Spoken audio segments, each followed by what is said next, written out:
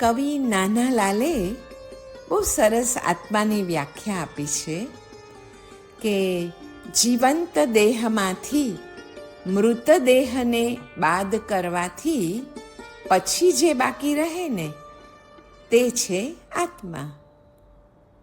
આત્મ સાધનથી નિવૃત્તિ તે વ્યવહારમાં પ્રવૃત્તિ છે અને વ્યવહારમાં પ્રવૃત્તિ તે આત્મ સાધનથી નિવૃત્તિ છે. આત્મામાં અનંત શક્તિ, જ્ઞાન અને આનંદ છે. જે વસ્તુ માટે જગત આખું એ ભટકે છે એમાંથી કોઈ પણ વસ્તુઓ આત્મામાં નથી.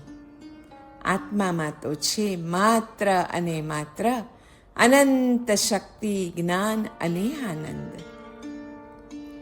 પરંતુ તેની પાસે જે વસ્તુ છે તે પ્રાપ્ત થયે બહાર ભટકવાનું મટી જાય છે.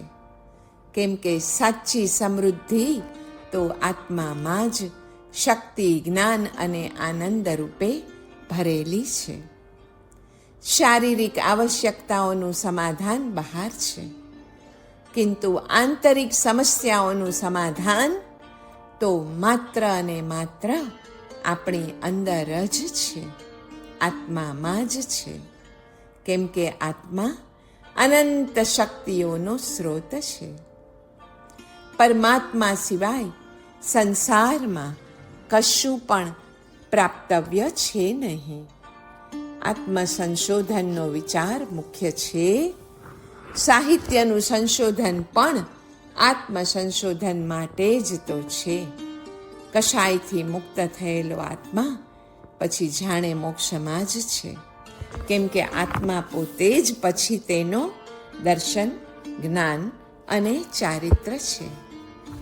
ભારત દેશની સંસ્કૃતિ તો વિશ્વભરમાં અમર સંસ્કૃતિ છે. આત્મતત્વ અમર છે તો તે શાશ્વત તત્વ ઉપર રચાયેલી ભારતીય સંસ્કૃતિ પણ અમર જ હોઈ શકે.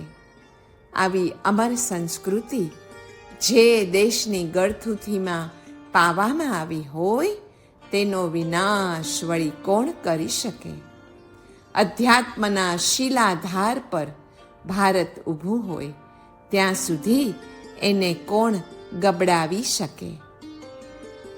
ચિત્તરૂપી વ્યાધિનું નિવારણ કરવાનું એક જ સર્વોત્તમ ઔષધ છે અને તે છે બાહ્ય વસ્તુઓમાં આસક્તિનો ત્યાગ, જે ભારતની સંસ્કૃતિ સદીઓથી શીખવી જ રહી છે.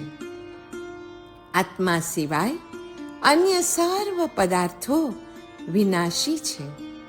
એ પરમ સત્યને ચિત્તમાં સ્થિર કરવું અને આત્માનું સતત અનુસંધાન રાખવું પણ શીખવે છે આપણી આર્ય સંસ્કૃતિ જ.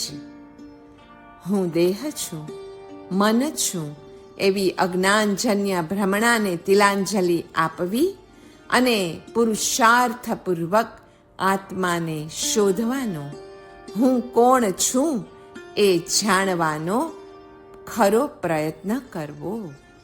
આમ કરતાં કરતાં જ ચિત્તને જીતી શકાય છે. ચિત્તરૂપી વ્યાધિનું નિવારણ થઈ જાય છે. આત્માના પ્રકાશને પછી ગ્રહણ કરીને મન પોતે જ પ્રકાશમાન બને છે અને પ્રાણ ઇન્દ્રિયો દ્વારા સ્થૂળ શરીરને પણ પ્રકાશમાન કરે છે. સૂક્ષ્મ શરીર જ્યારે આ દેખાતા એવા સ્થૂળ શરીરને છોડીને ચાલી જાય છે ને ત્યારે એ સ્થૂળ શરીરમાં આત્માનો પ્રકાશ દેખાતો નથી, કારણ કે સ્થૂળ શરીરમાં હવે એ પ્રકાશને ગ્રહણ કરવાની શક્તિ બચી નથી. ત્રણેય લોકમાં સુંદરમાં સુંદર કોઈ વસ્તુ હોય તો તે એક આત્મા જ છે. ખરું સૌંદર્ય આત્મામાં જ વસે છે. આ વિચારથી જેઓ આત્મામાં સ્થિર થાય છે ને તેઓને તત્કાળ ઘાતી કર્મનો ક્ષય અને કૈવલ્ય લક્ષ્મી પ્રાપ્ત થાય છે. આત્મામાં અનંત ગુણ છે. તેમાં એક એક ગુણ એટલે પરમ સુંદરતા. જ્ઞાન, બળ, વીર્ય અને સૌંદર્ય આ સર્વ આત્મામાં ભરેલા છે. અને એ સૌંદર્યથી જ બીજી વસ્તુઓમાં, દુનિયાની બીજી અનેક વસ્તુઓમાં આપણને સુંદરતાનું પ્રતિબિંબ, સુંદરતાનો આભાસ દેખાય છે. આત્મા તો છે નિરૂપાધિકમ, યાને ઇન્ડિપેન્ડન્ટ, નિત્યમ એટલે ઇટરનલ, અને નિરતિશયમ યાને ઇન્ફિનિટ છે. પરમાત્મા તો પરમહિતનો ઉપદેશ આપે જ છે. એ આપીને જાય છે. વળી નવા તીર્થંકરો આવીને પણ એક જ સરખો ઉપદેશ, આપણા પરમહિતનો ઉપદેશ આપે છે. અહીં આત્માનું આત્મામાં રહેવું તે હિત છે, અને આત્માની બહાર રહેવું તે આપણું જ અહિત છે. આખા એ દિવસમાં આપણે આત્મામાં કેટલી વાર રહ્યા અને આત્માની બહાર જ બહુધા સમય રહ્યા એ જોવું રહ્યું. પણ આત્માનું હિત આત્મામાં રહેવાથી છે, આત્મામાં છે, આત્માની બહાર નથી જ. આત્માની બહાર થતી સુખાનુભૂતિ કાંઈ આત્માને હિત સ્વરૂપ નથી. એ તો ઇન્દ્રિયોને સુખ આપે છે, આત્મને નહીં. અને એ સુખની પાછળ એટલે જ તો શાંતિ નહીં, પરંતુ અશાંતિ છે. વિતરાગની ઉપાસના એટલે હિતની ઉપાસના, અને હિત એટલે આત્માનું આત્મામાં રહેવું, સ્વસ્વરૂપમાં રમવું. આત્મા તો અમૂર્ત છે, તો આત્મામાં રહેવાય કેમ? અને આત્મ સાક્ષાત્કાર પણ કેમ થાય? સાધક પ્રાણને ઉદાન અને વ્યાન વાયુમાં લઈ જાય તો જીવન મુક્તિ પ્રાપ્ત થાય. સાધક પ્રાણને જો અપાન અને સમાન વાયુમાં લઈ જાય તો વિદેહ એટલે કે મુક્તિ થાય, અન્યથા પશુભાવ આવે. આત્મા સર્વવ્યાપી છે, અમૂર્ત છે, સર્વમાં સમાન છે, એટલે તેને નામ કે રૂપ ઘટતા નથી. અનામી અને અરૂપી આત્માને નામ તે માત્ર ઉપચાર છે. મારો આત્મા અર્થાત હું જ મને આલંબન ભૂત છું. હું જ જ્ઞાન સ્વરૂપ, દર્શન સ્વરૂપ, સમ્યક્ત્વ સ્વરૂપ અને ચારિત્ર સ્વરૂપ છું. પચખાણ તથા સંયમ વ્યાપાર પણ હું છું, અર્થાત મારો આત્મા છે. હું શાશ્વત છું, જ્ઞાન દર્શન સહિત છું. હું અનંત વીર્યવાળો છું, વિશ્વનો પ્રકાશક છું, સિદ્ધનો સાધર્મિક છું. આ મારો આત્મા જ શક્તિથી સિદ્ધ સ્વરૂપ છે. આ આત્મા જ પરમ તત્વ અને આ આત્મા જ પરમ જ્ઞાન છે. દ્વાદશાંગ શાસ્ત્રનો વિસ્તાર પણ આ આત્માને જ જાણવા માટે છે. કલ્પનાઓની જાળને દૂર કરીને ચિદાનંદમય આત્માને વિશે જો લીનતા કરવામાં આવે ને તો જ અભેદ એવા રત્નત્રયની નિશ્ચય પ્રાપ્તિ થાય છે. આવા શુભ ધ્યાનરૂપી અગ્નિથી અત્યંત સાધવામાં આવે તો તે વ્યક્તિ સિદ્ધ સ્વરૂપી બની શકે છે. વસ્તુનો સ્વભાવ એ જ ખરો આત્મધર્મ. વૈભાવિક એટલે જે ભ્રાંતિથી જન્મ્યું હોય તે. આત્માને જો આત્મા માનવામાં આવે તો તે વસ્તુ આત્મધર્મ છે. અનાત્મા કે પૂતગલને જો હું એમ માનવામાં આવે તો તે અવસ્તુ છે, વિભાવ છે. તે ભ્રાંતિથી જન્મેલ સત્ય અસત્ય છે, પરધર્મ છે. અર્થાત અનાત્મા એ હું એ સ્વધર્મ નથી જ. આત્માના 10 સ્વરૂપ જોઈએ તો આત્મા નિત્ય છે, શુદ્ધ છે, બુદ્ધ, મુક્ત અને સ્વપ્રકાશિત છે, ચૈતન્યમય, આનંદમય, સ્વયં જ્યોત સ્વરૂપ, આનંદ સ્વરૂપ બ્રહ્મ છે. ચિત્તમાં ઉદ્ભવતા વિજાતીય પ્રવાહોનો અવરોધ કરીને જ્યારે સજાતીય પ્રવાહો વહેતા થાય અને એ ચાલ્યા જ કરે ત્યારે આત્માની અનુભૂતિ થાય છે. જીવ અને શિવના અભેદનું ચિંતન એ જ ખરું તપ છે, એ જ ખરું ભજન છે, ભક્તિ અને ઉપાસના છે. ભગવાનને નિત્ય હૃદયથી પ્રણામ કરનારનો પછી પુનર્જન્મ થતો નથી. શિવને સાચો પ્રણામ કરનાર શિવરૂપ જ બની જાય છે.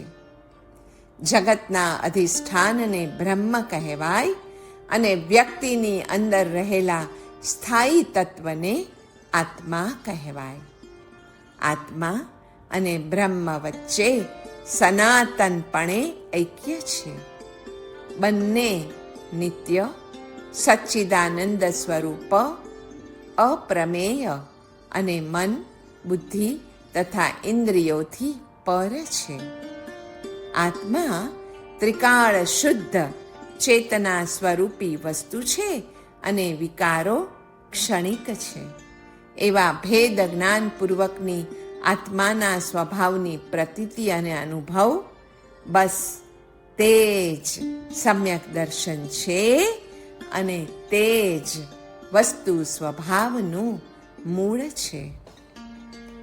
આત્મા શેનું અધિષ્ઠાન છે? સર્વ જગત પૂર્ણ બ્રહ્મ જ છે.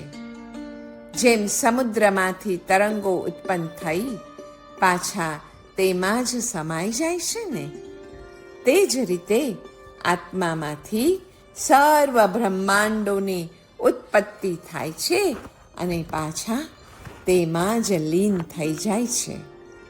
આત્મા બસ આ સર્વ ક્રિયાઓનું નિર્લેપ અધિષ્ઠાન છે.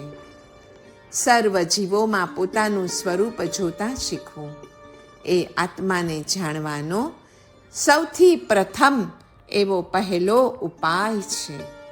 આત્મા ક્ષણિક નથી. તે ભિન્ન દેશ, ભિન્ન કાળ અને ભિન્ન અવસ્થાના અનુભવોનું સ્મરણ છે. આત્મા સત્યકામ છે. આત્મા સત્ય સંકલ્પી છે. આત્મા સત્ય સ્વરૂપી છે અને આત્મા જ શિવ સ્વરૂપી છે. આત્મા જ સૌંદર્ય સ્વરૂપી છે. તે અનૃત વડે ઢંકાયેલું છે. પણ આત્માની મુખ્ય 2 શક્તિ, એક ચેતના અને બીજી વીર્ય, એ પણ સનાતન રૂપે અવસ્થિત છે. એ બંને શક્તિઓ એવી રીતે સંકળાયેલી છે કે એકના વિકાસ વિના બીજાનો વિકાસ અધૂરો જ રહી જાય છે. તદુપરાંત આત્માની અન્ય 3 પ્રધાન શક્તિઓ પણ છે. વિલ ટુ બિલીવ અર્થાત વાસના, વિલ ટુ નો અર્થાત વ્યવસાય અને વિલ ટુ એક્ટ યાને પ્રવૃત્તિ. આપણે કંઈક પામવાની વાસનાથી જ તો જીવનભરમાં જે વ્યવસાય કરીએ છીએ અને જે પ્રવૃત્તિમાં આપણા કિંમતી માનવ જન્મના, માનવ ભવના સમયની પ્રત્યેક એક ક્ષણ વૃથા અને વ્યથાપૂર્વક જે હોમી દઈએ છીએ ને, બસ એ જ છે આત્માની 3 પ્રધાન શક્તિઓ. પણ આપણે તો ચેતના અને વીર્ય એ બેને જ જાગૃત કરવાની છે. આ જગતના સતપણાની અને આત્માના અસતપણાની બુદ્ધિને છોડી દઈને બંનેના નિમિત્ત રૂપ મનને એક માત્ર કરણ સાધન ગણીને આત્મામાં જ દ્રઢ નિષ્ઠા રાખતા શીખવું જોઈએ. જે રીતે આત્મા આદિ અને અંત રહિત છે, તેમ અવયવોથી પણ રહિત છે. વિષયો તથા ઇન્દ્રિયોના ખરા સ્વરૂપનું જ્ઞાન થવાથી પછી જીવ સમદ્રષ્ટિવાળો થાય છે. જેવી રીતે રસ્તો બતાવનાર ભૂમિઓ જેમ પોતાનું કાર્ય સમાપ્ત કરીને પાછો વળી જાય છે, ચાલ્યો જાય છે, તેવી રીતે બુદ્ધિને પણ નિશ્ચલ થતી વખતે પોતાનો વ્યાપાર સમેટી લેવો પડે છે. જેમ બુદ્ધિ માત્ર સહાયકપણે છે, તેમ અવરોધક પણ છે. જ્યારે ચિત્ત શાંત અને વિમળ થાય છે ને, ત્યારે જ સર્વના અધિષ્ઠાન તરીકે રહેલા પોતાના આત્મતત્વનું તેને જ્ઞાન થાય છે. આને માટે તીવ્ર અભિપ્સા અને સંસારના નાશવંત પદાર્થો તથા પંચભૂતાત્મક શરીરો પ્રત્યેની લોલુપતાને ખાસ જડ મૂળમાંથી આપણે ઉખાડી દેવી જોઈએ. દર્શન એટલે વસ્તુનું તાત્વિક તથા સાક્ષાત્કારી જ્ઞાન. 5 દર્શન આત્મા વિશે શું કહે છે? જે 5 દર્શન છે ચાર્વાક, બૌદ્ધ, નૈયાયિક, સાંખ્ય અને વેદાંત મત. આવો જોઈએ. 1. આત્મા નથી.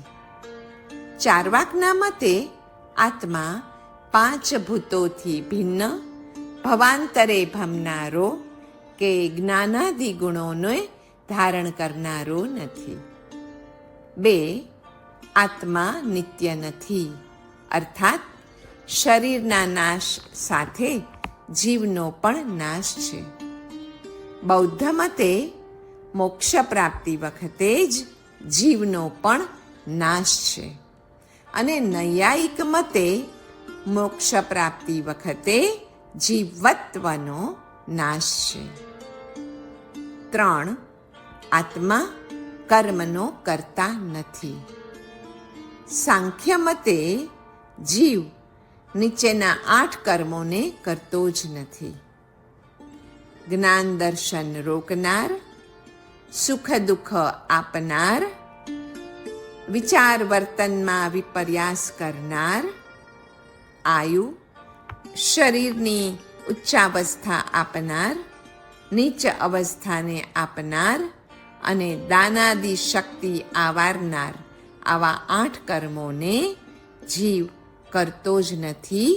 માટે જે ત્રીજું છે આત્મા કર્મનો કરતા નથી, એ સાંખ્ય મતે સત્ય છે. 4. આત્મા કર્મનો ભોગતા નથી. એમાં વેદાંત મત પ્રમાણે સૃષ્ટિ કર્તૃત્વવાદ, ઉત્પત્તિ પ્રલયવાદ તથા અપુત્ર અવગતિવાદ છે. દ્રવ્ય, ક્ષેત્ર, કાળ અને ભાવ આપણને કઈ રીતે આત્મકલ્યાણકારી થાય એ વિશે પૂજ્ય પન્યાસજી મહારાજ લખે છે કે દ્રવ્ય એ જીન વચન અર્હત પ્રતિમાવત આત્મકલ્યાણકારી છે. ક્ષેત્ર તો જીનવસરણ ભૂમિ અને શત્રુંજય મહાતીર્થવત આપણને આત્મકલ્યાણકારી થાય છે.